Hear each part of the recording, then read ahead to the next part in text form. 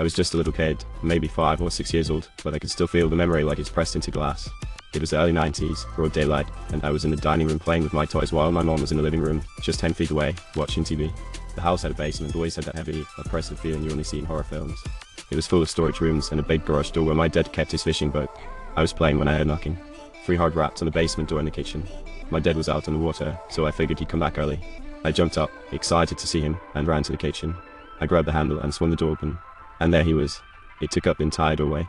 A towering silhouette of pitch black void, no face, no features, just a shape that felt heavier than anything in the house. I froze. It's that primal kind of fear, the kind a deer feels when it realizes the predator is already there. I couldn't scream.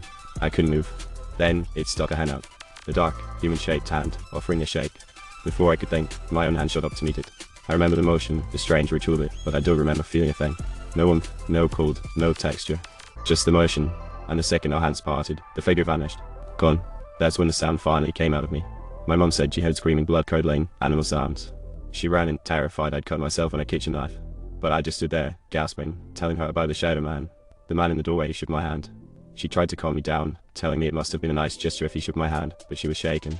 We moved out of that house eventually, and only then did we learn the previous owner had died inside. I don't know if that matters, but I've always wondered. I described him later as wearing a trench coat and a top hat. He looked exactly like those old neighborhood watch signs, the silhouette with the flashlight. Years went by.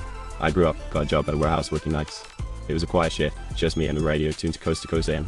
They had open lines, and caller started describing a figure he saw. He called in the Hatman. He described the coat, the hat, the height. I had to pull the truck over. I sat there, engine idling, listening to a stranger describe the entity from my childhood. I haven't heard of anyone else who shook his hand, though. Most stories sound terrified, like something demonic. Mine is different. It was quiet. It was strange. But I never forgot the impact of that empty handshake the moment a shadow in my kitchen decided to say hello.